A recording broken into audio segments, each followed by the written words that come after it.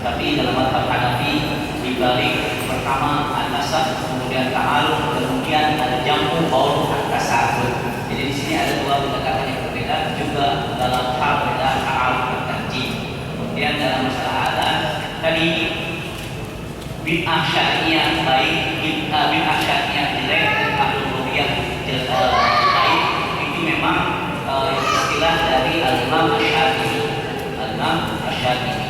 Nah, kalau Syekh Utsaimin tadi mengatakan al-adhan al-awwal di salat Jumat adalah juga ijma dari para sahabat, berarti kalau begitu itu adalah bid'ah lughawiyah.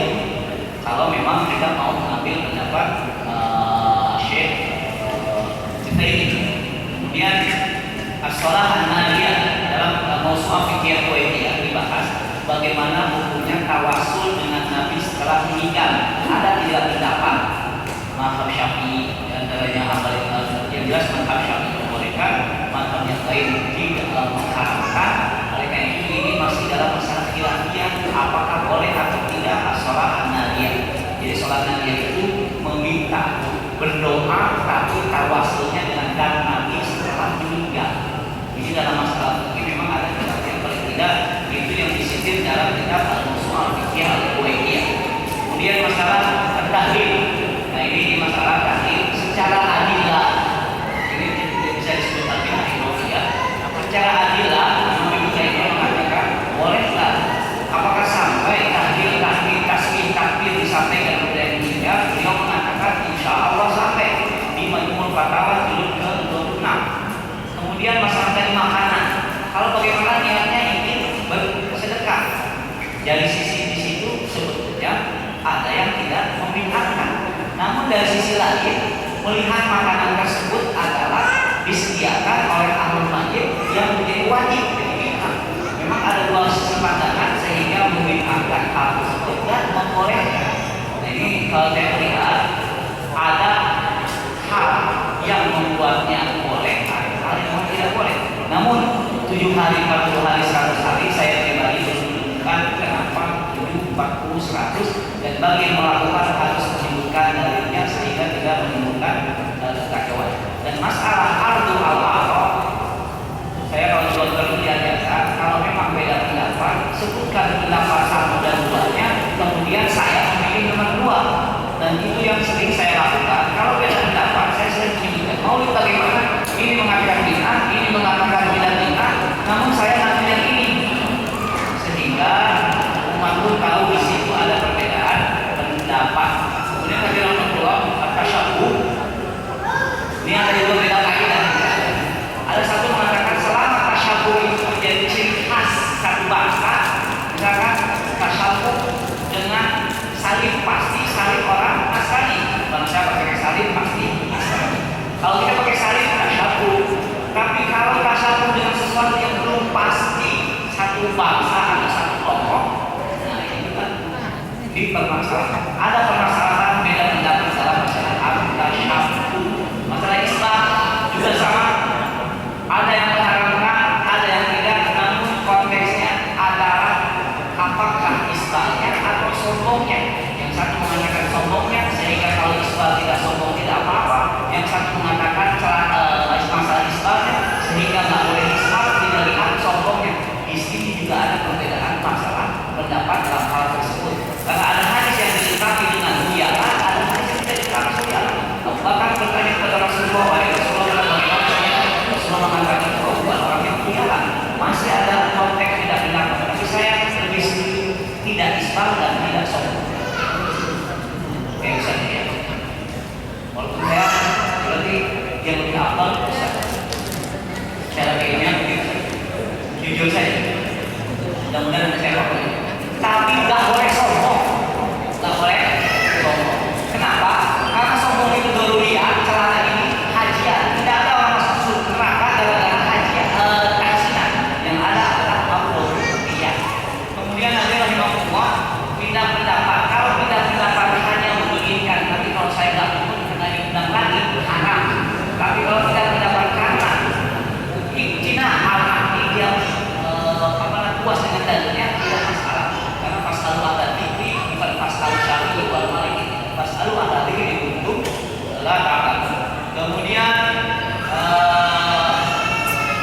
orang-orang ini yang bisa dikatakan mengenal. Tadi ada ta'aruf tadi. Hadirin rahimahullah, maaf pemirsa, kalau dalam ilmu usul fikih ada sebab itu ada dua. Sebab yang makul makna disebut illah. Sebab yang tidak makul makna disebut sabab. Sabab contohnya, kenapa salat 4 rakaat baik makul makna? Kenapa subuh? Kenapa duhur tergelincir matahari baik makul makna? Dalam hal ini tidak boleh ada kias. Walau soal ini yang saya sampaikan, jadi mohon maaf. Terakhir, mudah-mudahan ada yang memahami. Sekali lagi persatuan umat ini lebih penting. Walaupun terkadang kita melihat selama masalah ijtihadiyah, mungkin paling tidak sekarang prioritasnya adalah toleransi. Paling tidak sekarang prioritasnya adalah toleransi. Kalau sudah sangat memungkinkan, keadaan seperti kerajaan Sulaiman sangat berkuasa, yang bin asli itu kita ajar.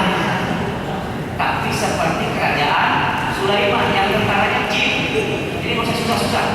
Jin aja muncul lawan kamu. Ya, kalau Ustaz, singkat saja bahwa kenapa seringkali bahwa toleransi itu dikaitkan dengan orang yang membid'ahkan. Kenapa yang melakukan bid'ah juga tidak mau berujung bahwa sebaiknya kenapa kita meninggalkan bid'ah itu tidak ada masalah apa sama sekali, tidak pernah berdosa, tidak pernah ada ancaman dari Rasulullah, tidak pernah. Bayangkan ya, saya contoh meninggalkan sholawat Maria berdosa, ada hubungannya dengan agama tersebut, tapi sulit sekali untuk ditinggalkan. Yang dituduh adalah yang membid'ahkan. Kamu keterlaluan, tidak toleransi. Daya Anda gimana? Itu jadi harus lihat juga arif dalam kita. Sebaiknya kalau mau toleransi dua pihak, cuma bukan satu pihak. Sebab kalau satu pihak nggak pernah selesai toleransi itu. Ada dua pihak saling lapang dada. Tetapi ini kita bicara ilmiah, bukan bicara asal semrawut, asal ngomong anu bid'ah, kamu haram, ini boleh tidak. Oh, ini agama punya landasannya, rasional, ilmiah, tenang, tentram, damai dan lain sebagainya. Ya, itu yang paling penting bahwa kita harus bersama-sama membangunnya. Yang terakhir saya ingin sampaikan juga adalah bahwa masalah bid'ah ini masalah sejarah yang harus digali sejak awal. Jangan serta-merta kejadian sekarang dijadikan pola ukur sejak awal. Kalau kita contohkan saja, mengapa saya tadi sempat agak terkejut dengan Al-Qur'an yang pernah yang bicara bahwa kalau ada maulidan aja kayak gini, bagaimana nggak ada maulidan? Agak aneh gitu. Maksudnya aneh. Kenapa nggak ada maulidan? Kenapa gitu? Apakah salah tidak bisa membangun rumah? Apakah membaca Al-Quran tidak bisa membangun rumah? Kalau kita ngurusin sunnah Rasulullah SAW saja, nggak ada waktu gitu. Nggak ada waktu, benar-benar ada waktu. Coba doa seluruh muslim itu dibaca setiap hari. Karena ada waktu pikirin yang lain. Itu bagai seluruh muslim. Bagaimana dengan yang begitu banyak? Sholat tahajud 11 rakaat aja kagak beres-beres, pengennya 100 rakaat sampai berdua. Ini bid'ah apa ini tidak? Bid'ah. Terjadi nggak? Agak berat 100 rakaat. Dikasih yang ringan dibilang terlalu tidak toleransi. Dikasih yang berat kagak dikerjain. Kenapa? Karena berat. Jadi apa logikanya? Bicara saya contohkan saja.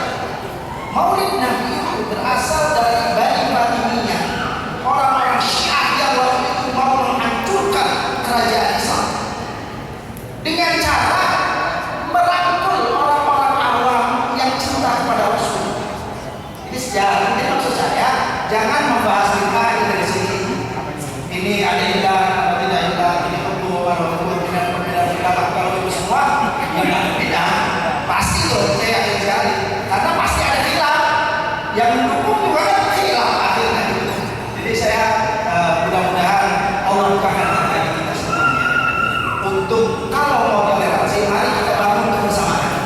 Anda buka peluang untuk berubah, kami buka peluang untuk berubah.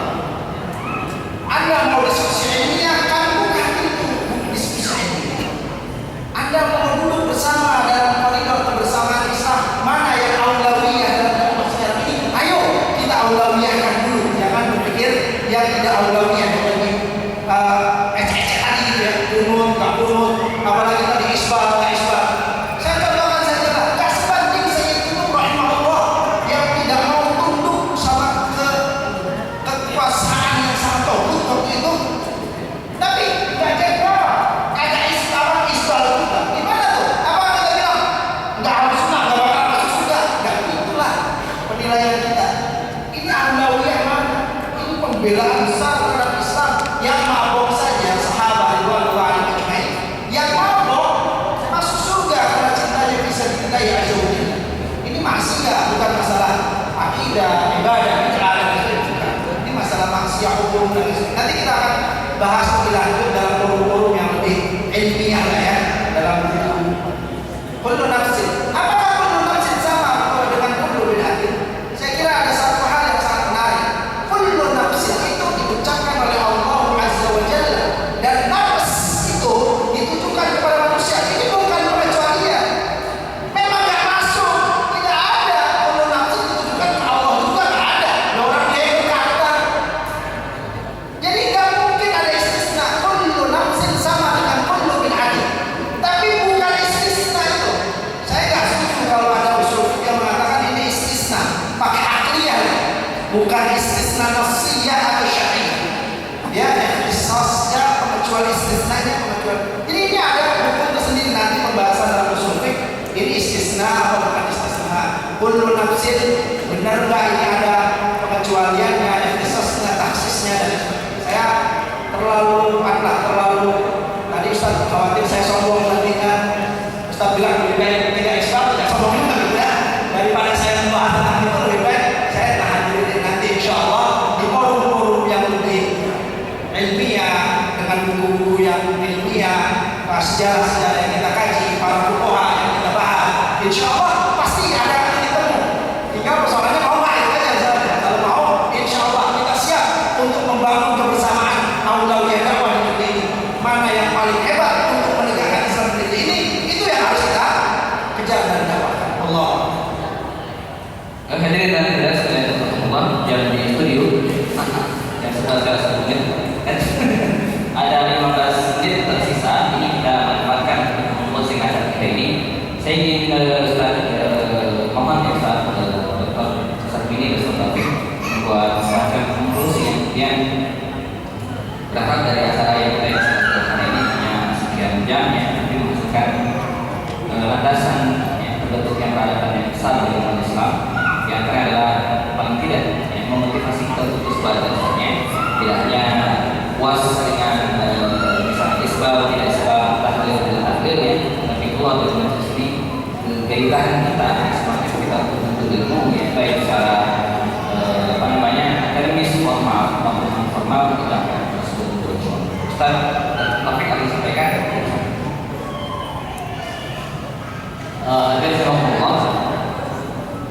Kalau kita lihat dalam buku-buku fikih yang lainnya, perbedaan pendapat para ulama memang kadang disampaikan dengan bahasa yang sangat keras.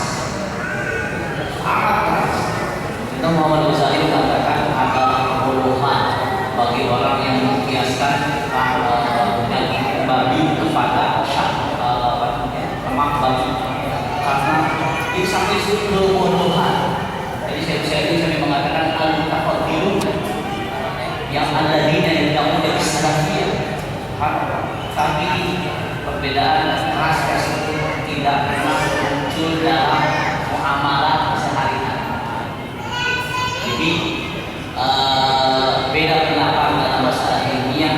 Tadi masalah Imam Syafi'i teman-teman Malik. Tapi dalam keseharian Imam Syafi'i kau sholat di belakang Imam Malik ya? Saya sholat di belakang Imam Malik. Ketika Syafi'i ke Baghdad, kemudian Abu Hanifah mempersilakan Imam Syafi'i menjadi imam. Jadi perbedaan fikih, perbedaan pendapat tidak pernah diwujudkan dalam keseharian. Semuanya bagaimana ikhwah. Yang pertama, kedua, sedikit saja masalah kullu nafsin. Dalam usul fikih ada 3 am baqiya ala umumi, am rod bil khusus, am mahsus. Kalau kullu nafsin dha'iqatul maut